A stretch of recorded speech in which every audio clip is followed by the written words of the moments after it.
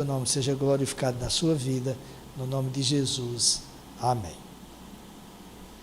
Amém. Meus amados, vamos abrir nossas Bíblias no Evangelho de Mateus. Mateus capítulo 8, dos versos 23 ao 34.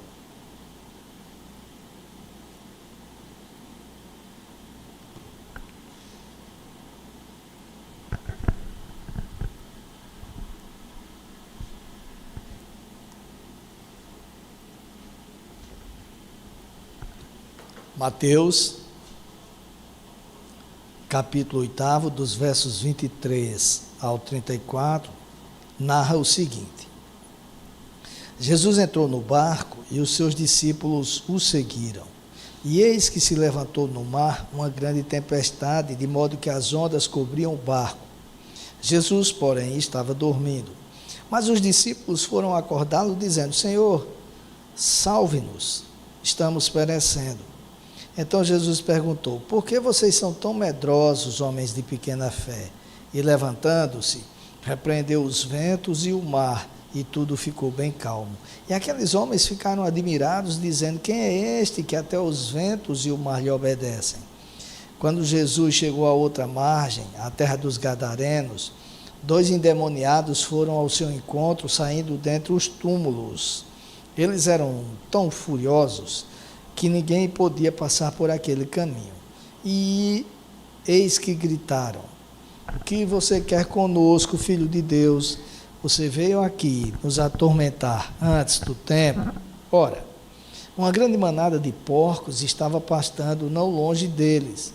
Então os demônios pediram a Jesus com insistência: se você vai nos expulsar, mande-nos para a manada de porcos. Jesus disse: pois vão. E eles, saindo, entraram nos porcos, e eis que toda a manada se precipitou despenhadeiro abaixo para dentro do mar, e morreram nas águas. Os que tratavam dos porcos fugiram, e chegando à cidade, anunciaram todas estas coisas, e o que tinha acontecido com os endemoniados. Então a cidade toda saiu para encontrar-se com Jesus, e ao vê-lo, pediram-lhe com insistência que se retirasse da terra deles. Pai, nós estamos aqui com um privilégio indescritível, que é o de estar na tua casa, de cultuar a ti, de entoar louvores e de meditar na tua palavra. Então, Senhor, por tua misericórdia e graça, fala aos nossos corações nesta manhã.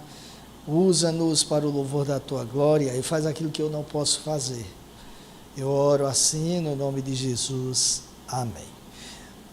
Na semana passada, nós concluímos uma série de mensagens intitulada Vivendo o Sermão do Monte. Desde o início do ano que ficamos meditando nas lições do Sermão do Monte. O texto que nós lemos aqui já passou do Sermão do Monte, mas envolve personagens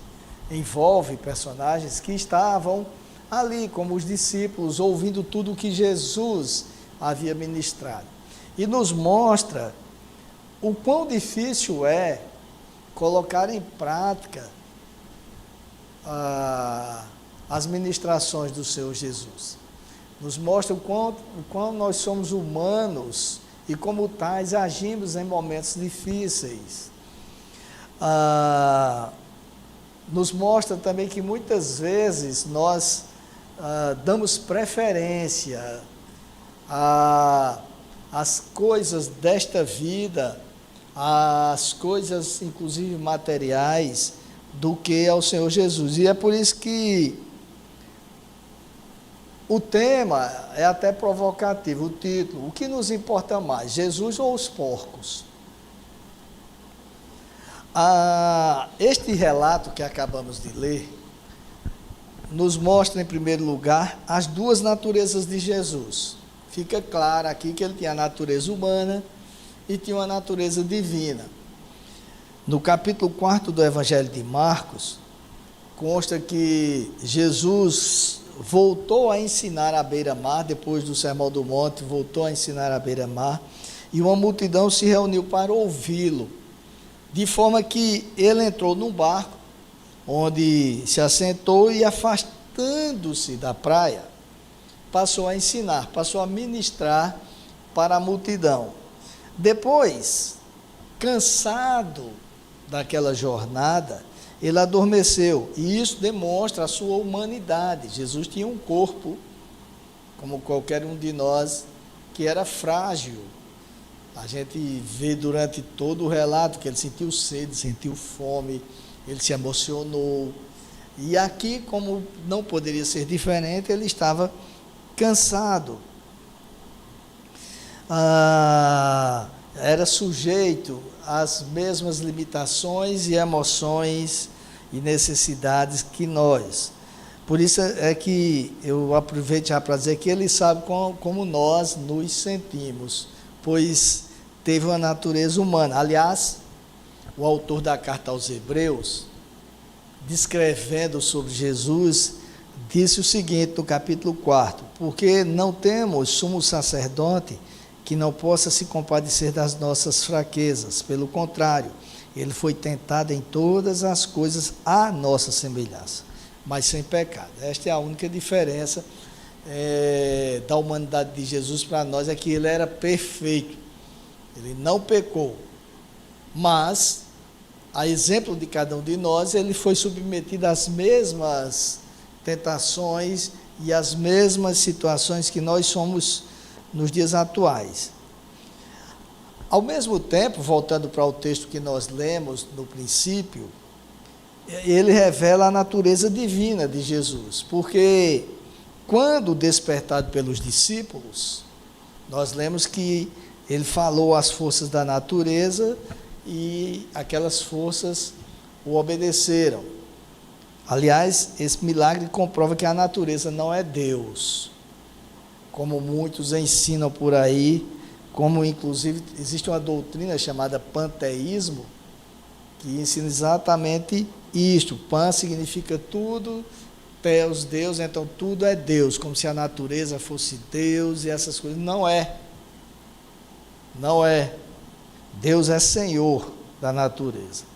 Então o texto nos revela inicialmente que as duas, a humanidade e a divindade de Jesus, mas também revela toda a fragilidade humana, isto na pessoa dos demais discípulos. Essa fragilidade vai estar representada exatamente nos discípulos que estavam no barco, e nos mostra como essa fragilidade, meus amados irmãos, pode nos levar a conclusões intempestivas e equivocadas. Embora o texto relate que se levantou no mar uma grande tempestade, e aí abri um parênteses para dizer que, na verdade, o mar que ele fala era um grande lago. O mar da Galileia não é um mar, mas é um lago imenso que está situada. Ali tem uma decápole, ou seja, 10 cidades, e tem Gadara, que é uma das cidades que Jesus chegou na outra margem, e o que mostra que não era um mar, era o lago. Ele atravessou o lago, foi até a outra margem, e como eu dizia, ali na região de Gadara tem várias montanhas, e quando o vento passa sobre as montanhas, provoca uma pressão na água e gera ondas, tempestades semelhantes ao que acontece no mar. Segundo os historiadores, os estudiosos lá da região, aquelas montanhas canalizam o vento para o lago da Galileia, que por ser muito grande e profundo, acaba agitando as águas, gerando ondas bem grandes. Tanto é assim que o lago da Galileia, ou o mar da Galileia, é um ponto turístico lá, mas não é toda hora que os turistas podem atravessá-lo de barcos. Existem vários barcos lá, e eles levam os turistas de um canto para o outro, e hasteam a bandeira do país que os turistas fazem parte, mas há momentos que eles dizem, nós não podemos ir agora, porque como é que a gente chama, o que prevê aí, eu ia dizer geometria, a meteorologia. A meteorologia está dizendo que vai ter tempestade daqui a pouco. Então nós não podemos ir porque corremos o risco de naufragar. Então não se tratava do mar da Galileia. Eu estou dizendo isso apenas, não de um mar, mas de um lago. E eu estou dizendo isso apenas para deixar claro o local onde eles estavam. O fato é que aquela situação, que é o que interessa no texto, aquela situação vivenciada pelos discípulos, pode ser assemelhada, como uma aplicação até, às dificuldades que enfrentamos no curso das nossas vidas.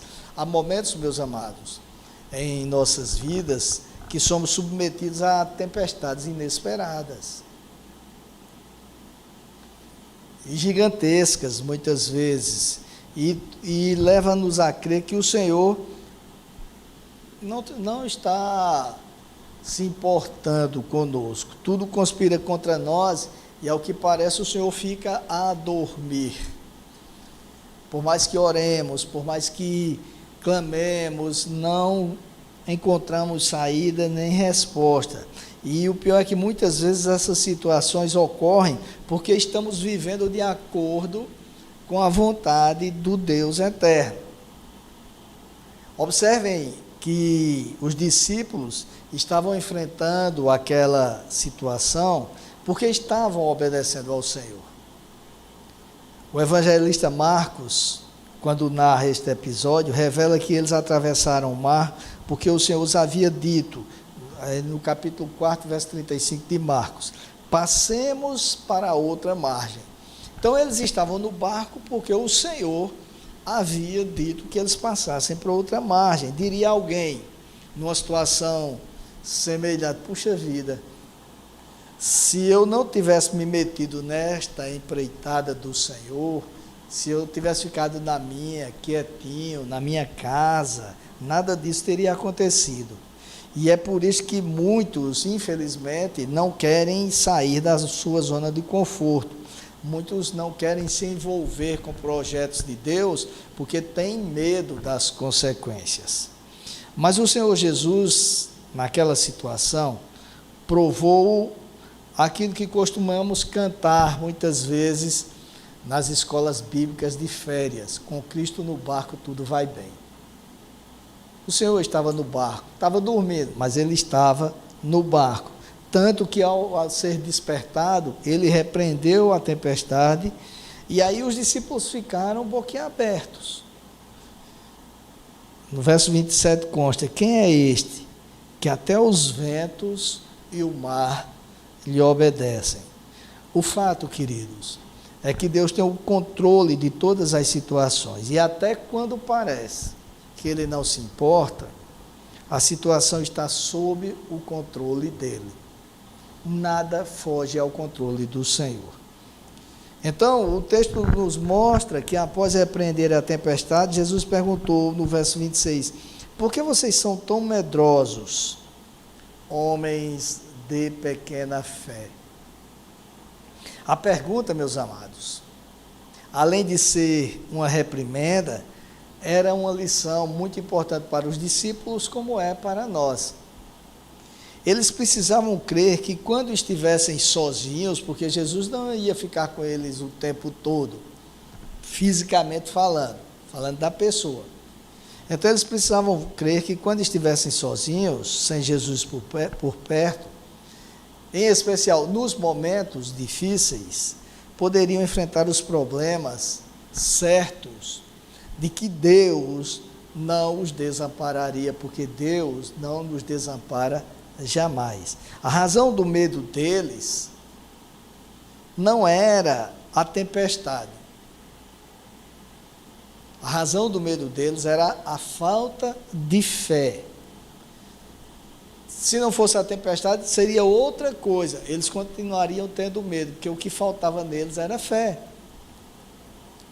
Embora eles conhecessem Jesus, não o conheciam plenamente. E quantos de nós não vivemos assim? Dizemos que conhecemos Jesus, servimos a Ele, mas não o conhecemos plenamente, não cremos nele plenamente ao ponto de entender que Ele é Senhor de qualquer coisa. Eles não tinham fé o suficiente para acreditarem que Jesus era o Senhor, e era o Senhor de tudo e de todos, não apenas um título de Senhor. Ele de fato era o Senhor de tudo e de todos. Eles não sabiam quem era Jesus, por isso que perguntaram no verso 27, quem é este?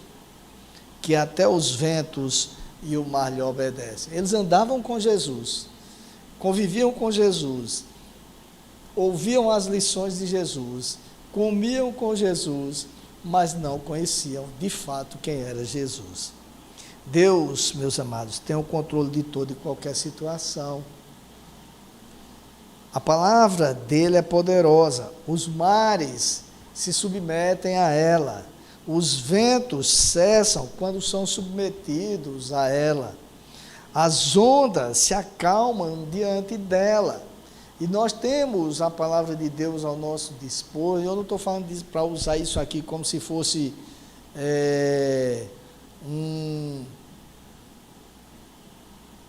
algo místico, não.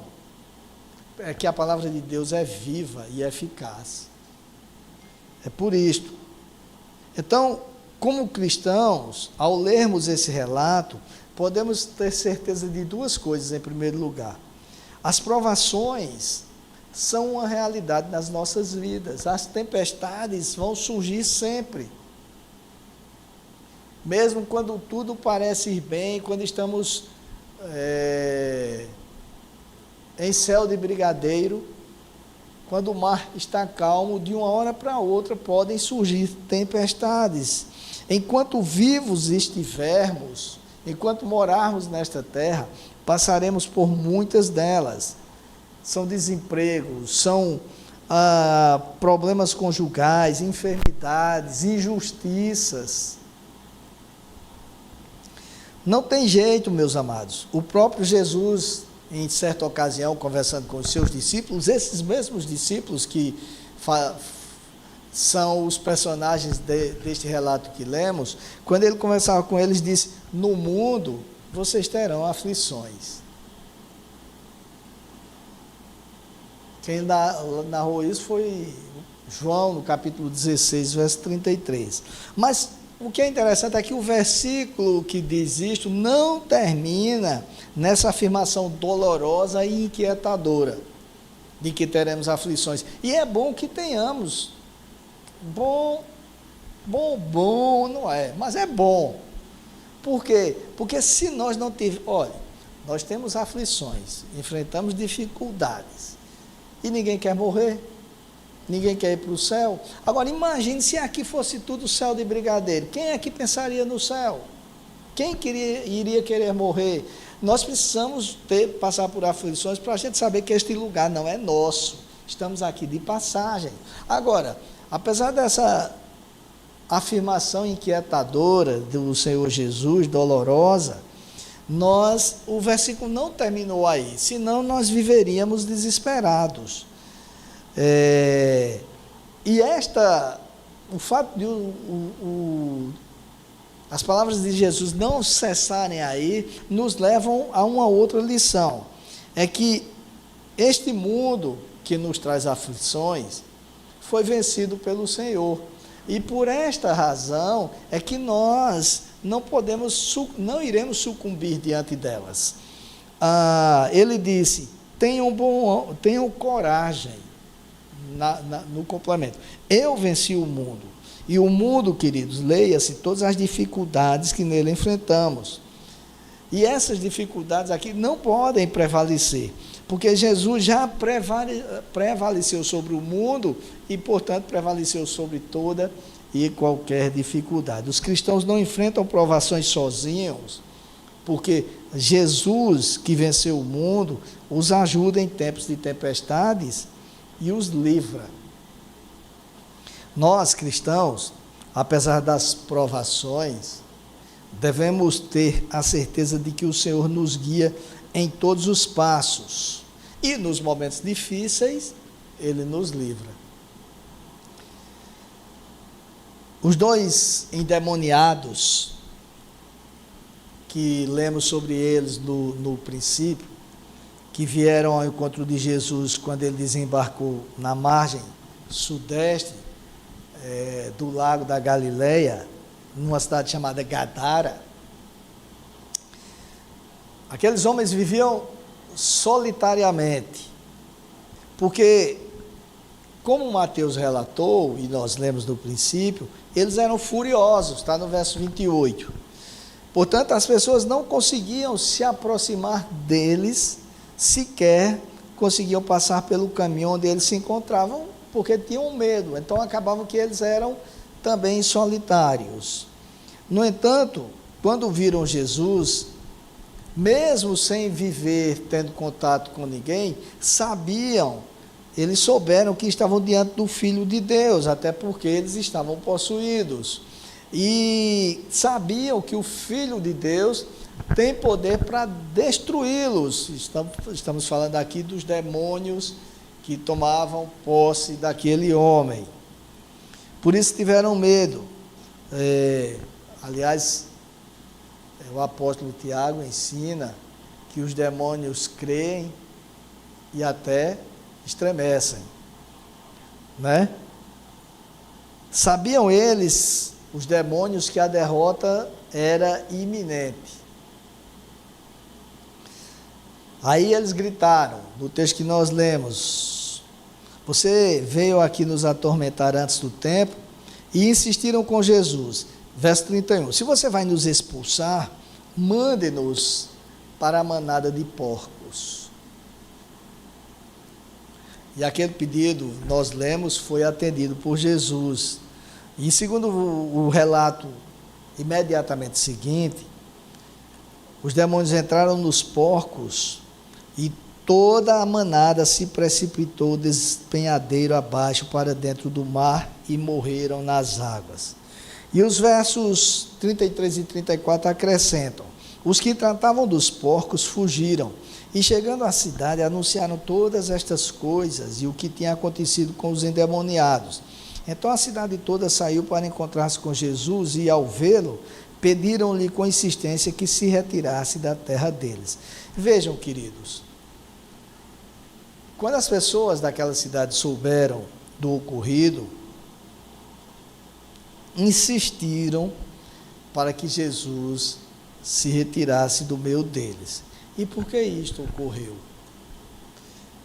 Primeira coisa era o medo das perdas materiais.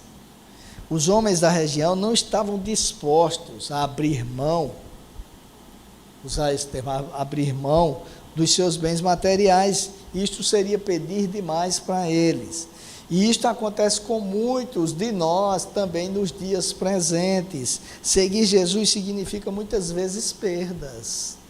Seguir Jesus significa muitas vezes perdas não apenas de bens materiais, mas de prestígio, de pessoas que nós gostaríamos de ter ao nosso lado e até de parentes. O comentarista Tasker afirma que, abre aspas para ele, quando os moradores da cidade próxima souberam dos porqueiros o que tinha acontecido, ficaram mais preocupados com a possível perda de mais propriedades que poderiam ser alienadas se Jesus ficasse entre eles, do que com a maravilhosa notícia que 2 dos seus concidadãos tinham sido recuperados das misérias, da desordem mental, e por isso pressionaram Jesus a sair da região, fecha aspas. E aí, esse socorrendo de um outro comentarista, ele diz, abre aspas, em todos os séculos subsequentes, o mundo tem recusado Jesus porque prefere os porcos, fecha aspas. Muitos não querem sair da zona de conforto e assim preferem, como eu falei agora há pouco, preferem dizer não para Jesus e para a sua causa. Como é que eu vou seguir a Jesus se isto significa deixar de fazer isso ou aquilo? Em alguns casos, isso ou aquilo significa perdas econômicas, inclusive. Em outros, significa deixar velhos hábitos, velhos pecados de estimação, coisas que, não, isso não tem nada a ver. Em outros, ainda significa deixar pessoas, posições sociais, projetos futuros. Eu estava conversando antes do culto com Alexandro e Adriele, e eu estava dizendo que eu já fui concurseiro, e sabem, queridos, eu já tive a oportunidade de dizer isso aqui. Eu creio que teve muita gente que, se souberem a razão deles não terem sido chamados, eles vêm atrás de mim. Porque eu passava nos concursos, às vezes tinha 10 vagas, eu era o quarto, só chamavam até o terceiro. E não chamavam mais ninguém. Hoje em dia não acontece mais isso, porque hoje antigamente tinha só a expectativa do direito. Hoje, dentro do número de vagas, tem que chamar. E por que parava em mim e não chamava? Porque Deus me chamava para o ministério e eu não ia. Porque eu não queria ter perdas. Eu não queria abrir mão do sonho, dos projetos. Eu queria ser juiz, então eu estava estudando para isto. E aí você vai procrastinando para depois, porque não quer, de fato, se envolver com o projeto de Jesus. A realidade é esta nas nossas vidas, e isso acontece com muitas pessoas. Às vezes, nós não queremos abrir mão de um projeto pessoal, não queremos abrir mão de bens materiais, então Jesus, a gente pede, não, Jesus, não cabe o Senhor na minha vida, mesmo dizendo que amamos, e foi o que aconteceu com aqueles homens.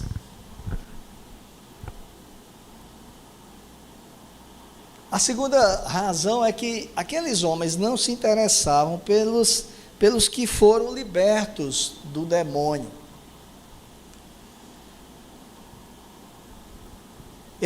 Aqueles homens, na verdade, os endemoniados, já haviam se tornado parte integrante da vida da comunidade. Como muitas vezes acontece nas nossas vidas, a gente está acostumado a passar em determinados semáforos, onde tem um determinado pedido que já virou folclore para nós, já faz parte da nossa vida cotidiana. Ou aquele doido que passa, às vezes, jogando pedra em todo mundo, esculhambando com todo mundo na rua Presidente João Pessoa, e fica todo mundo escondido, todo mundo que eu digo, muitas pessoas escondidas, chamando apelido só para ver a pessoa reagir. Virou algo normal na vida das pessoas. Possivelmente, eles nem fossem mais notados, porque muitas vezes acontece isso também, a gente já está tão acostumado que nem nota mais, virou parte da paisagem. A não ser quando alguém se atrevesse a passar pelo lugar, já que eles eram violentos, como nós vimos lá. Como a população de Gadara, eu dei alguns exemplos aqui nossos, mas nós agimos de forma semelhante em muitos casos, às vezes até na igreja. Nos acostumamos com as pessoas com quem cruzamos no dia a dia, e lá vem aquele irmão problemático. Lá vem aquele irmão que só causa problemas para nós. Mesmo na igreja, às vezes acontece isto, queridos. Nós não nos preocupamos com elas, achamos que não temos nada a ver com a situação na qual estão envolvidas. E quando aparece alguém para ajudá-las, pode fazer por sua conta e risco, desde que não cause prejuízos para mim, porque os nossos porcos são mais importantes. Nós não nos interessamos pelas pessoas porque somos egoístas. Em casa, não pensamos no outro, fazemos o trivial, já nos acostumamos com elas, fazemos nossa obrigação. No trabalho, o outro muitas vezes é nosso concorrente, então a gente não vai dar muita bola. Na igreja, os nossos interesses estão em primeiro lugar. E a exemplo do trato com as pessoas, desse trato que eu estou dando exemplos muito rápidos assim, Jesus não é interessante, muitas vezes, se a convivência com ele significar possibilidade de perdas, porque, repito, os nossos porcos são mais importantes. E porcos, leia-se qualquer coisa, que muitas vezes é pior do que porcos, literalmente falando, são piores. Jesus fica sempre em segundo plano. Nós dizemos que amamos, nós vimos para a igreja, nós cultuamos, mas na hora de tomar decisões que impliquem em priorizar Jesus, ele fica em segundo plano.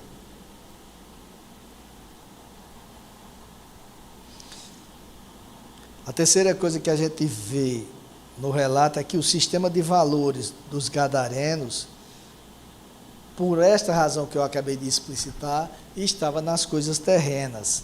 A rejeição a Jesus, a preocupação com a vida econômica da região era, na verdade, um reflexo. E um reflexo de quê? Do que era prioridade para eles. Porque, ainda domingo passado, até no encerramento da série de mensagens, eu falei algo parecido. Aquelas pessoas viviam como se fossem viver na terra para sempre. Viviam como se fosse viver, é redundante, mas eu faço questão de dizer assim, as práticas delas revelavam que elas entendiam que iriam viver na terra para sempre. Não estavam preocupadas com a vida por vir. Nós, meus amados, como cristãos, não precisamos temer as dificuldades que surgem quando nos tornamos servos do Senhor, até porque é um engodo muito grande achar que as provações só ocorrem quando servimos ao Senhor. Elas ocorrem sempre porque, como o Senhor disse, no mundo tereis aflições, o mundo jaz no maligno, e seja servindo a Jesus ou não, nós vamos ter provações. A diferença é que com Jesus a gente não está sozinho. E outra diferença é que a gente tem discernimento para enxergá-las. O ano passado nós estávamos trabalhando, organizando um encontro com Cristo, e aí estava andando tudo bem. E aí nós, na EDG, dissemos o seguinte: pessoal, a gente está se reunindo muito só para preparar o encontro, para organizar tudo, escolher coordenadores, enfim, tudo aquilo que vocês que participam do encontro sabem. Mas a gente precisa parar para orar. Porque a gente orava, ministrava a palavra de Deus, mas quando terminava, entrava logo. Não, a gente precisa parar para orar e ficar uma semana no mínimo orando, jejuando. Amados, para que a gente fez isso? Foi começar a orar e começou a aparecer problema de tudo quanto era lugar. Por quê? Porque Deus jogou luz nos problemas para a gente ver o que estava acontecendo. Que muitas vezes a gente está tão centrado nas questões práticas que não está observando no mundo espiritual o que está acontecendo. Aí o cara diz: não sei para que eu inventei de orar, agora parece tudo. Não, já tinha. O problema é que quando você começou a orar, Deus jogou luz para você ver onde está o problema e agir da forma correta. E começar a ter uma vida de santificação e começar a priorizar o Senhor, porque Ele não nos deixa solitários, de forma alguma, em meio às dificuldades. Então, muitas vezes, não vou orar não, porque isso, eu não aguento mais levar pancada do diabo. Eu já ouvi pessoas dizerem isso. É porque você não ora que você leva. É porque você não tem uma vida de santificação que você leva. Então, é um engodo achar que quando a gente se envolve com as coisas, os problemas de Deus, os problemas vão aparecer. Elas existem sempre, independentemente do serviço ao Senhor. Agora, o que nós precisamos dizer é que nós, muitas vezes, estamos vivendo, e eu falei nisso agora há pouco, mas vou repetir, vivendo de uma forma que parece que nós não vamos morrer, que nós não vamos ter um fim nesta vida. Como se ajuntar as coisas aqui, fazer amizades, tal, e tudo isso é importante, eu não estou me levantando contra, mas como se isto devesse ser a prioridade das nossas vidas. E aí eu quero dizer para você o seguinte, uma notícia que talvez você não esteja lembrado, mas você vai morrer. Quando? Eu não sei. mas vai morrer. Tem uma senhora que ela nunca mais ela me pediu, não. De vez em quando ela está aqui na igreja. E toda vez quando terminava o culto, ela chegava para mim e dizia, pastor, ore por mim, porque eu estou com muito medo de morrer. Ela já está com uns 80, dizia isso. Aí eu dizia, mas a senhora vai morrer. Aí ela deixou de me pedir para orar por isso. Ela vinha pedir, pastor, ore por mim, eu estou com medo de morrer. Mas a senhora vai morrer. Não tem como eu pedir para a senhora não morrer. Vai morrer. Quando eu não sei. Mas a certeza é esta. E aí, pode fazer o que fizer aqui, juntar o que juntar, não vai levar nada. Não vai. Não estou dizendo que temos que ser irresponsáveis e não ter projetos, mas o nosso projeto maior deve ser o projeto de uma vida de santificação, uma vida, a gente ora aqui por missões e tal, mas muitas vezes a gente está orando por orar, mas não está fazendo nada. Não está nem preocupado com o outro que está na igreja, se aquela pessoa é salva ou não. Não está fazendo missões nem dentro de casa, porque as nossas atitudes para com os outros são atitudes de quem nem ama, de quem faz por obrigação, nem no trabalho, nem na igreja, nem no lazer, nem em lugar nenhum. O fato é este: nós nos acostumamos com uma vida religiosa. E aí, quando Jesus se faz presente, aí, não, Senhor, por favor, os gadarenos, saia de perto de nós. O Senhor está trazendo prejuízos para a minha vida. Eu estou perdendo os meus porcos, e eles são mais importantes do que o Senhor. Saia, afaste-se de nós. Nós não queremos o Senhor aqui. Nós amamos o Senhor, nós gostamos das suas ministrações, nós recorremos, quando nós precisarmos, nós iremos até o Senhor, mas não queremos o Senhor presente nas nossas vidas o tempo todo. Em outras palavras, é isso que nós dizemos com as nossas atitudes. É isto, porque nossos porcos são mais importantes. Uma coisa é certa, quando Cristo se faz presente, tempestades são acalmadas, endemoniados são libertos, a paz se torna permanente. E isto, meus amados, é mais importante do que bens materiais ou qualquer projeto que tenha como objetivo nos estabelecer neste mundo, como se daqui não fôssemos sair. Quando eu vejo pessoas se envolvendo em ações, projetos, projeto que eu estou falando é uma forma de falar, mas seja qualquer outra coisa, em sonhos que as faz esfriar na fé, se distanciar do Senhor, não tem mais prazer em dar o seu melhor para o Senhor, já fico preocupado. E isso acontece constantemente nas igrejas. E eu já fico esperando. No futuro isso vai trazer um problema. E não dá outra. Porque não tem como não haver problemas longe do Senhor. Com Ele, nós enfrentamos os problemas certos de que vamos vencer. Sem Ele, nós só mergulhamos ainda mais nos problemas e não encontramos a saída. E às vezes, quando encontramos saída, é saída nossa, que nos afasta ainda mais dele. Nós somos passageiros neste mundo. Qualquer objetivo, qualquer projeto, qualquer ação que vise nos fixar nele, ou viver como se dele não fôssemos partir, é fadada ao fracasso. Então, meus amados, para encerrar, qual tem sido? Isso é uma pergunta para que nós reflitamos, a começar de mim. Qual tem sido o lugar de Jesus nas nossas vidas? O que é que tem prevalecido? Às vezes, o que prevalece nas nossas vidas é alguém que fez mal para nós, que a gente não consegue se libertar daquela pessoa. Fica lembrando o tempo todo do mal que aquela pessoa fez. Às vezes, o que prevalece é um projeto empresarial. Às vezes, o que prevalece é um projeto ministerial. Projetos ministeriais são importantes, projetos empresariais são importantes, mas sem Jesus não passam de projetos e nos levam ao fracasso, sim.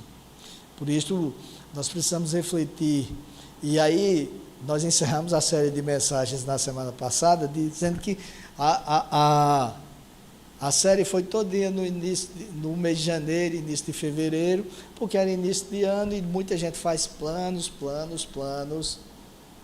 E aí, o plano principal deve ser Jesus. Mesmo tendo encerrado, eu continuo dizendo isto. Já que dizem que no Brasil o ano começa depois do carnaval, então vai começar agora, né? Então que nós tenhamos como propósito uma vida de santificação, uma vida de comunhão com o Senhor, de mais intimidade com Ele, de passar mais tempo na presença dEle, de amar servir a Ele e de se deixar ser usado por Ele. Do contrário, será mais um ano que, como diria o pastor Gerson Barbosa de Menezes, já falecido, um ano oco, fofo e balofo. Feito um bolo. Que não seja assim conosco e que Deus tenha misericórdia de nós. Amém? Baixe a sua cabeça. Senhor, nós estamos uma vez mais falando sobre assuntos que parecem ter sido repetitivos neste início de ano. Mas creio que se o Senhor tem levado a igreja a refletir sobre isto, é porque o Senhor quer mudança nas nossas vidas. Então nos ajuda a empreender as mudanças necessárias, a colocar em prática nas nossas vidas projetos que tenham o Senhor como prioridade. A prioridade é em te servir, em meditar na tua palavra, em orar, em fazer o que te apraz. Nos ajude, Senhor, porque isto irá nos fazer olhar para as pessoas buscando ganhá-las para ti e sendo exemplo para elas, porque para ti importa mais as pessoas do que as coisas. E é por isso que nós não queremos incorrer nos erros que os gadarenos incorreram. Nos ajude a não priorizar os porcos. É a nossa oração no nome de Jesus. Amém. Vamos cantar.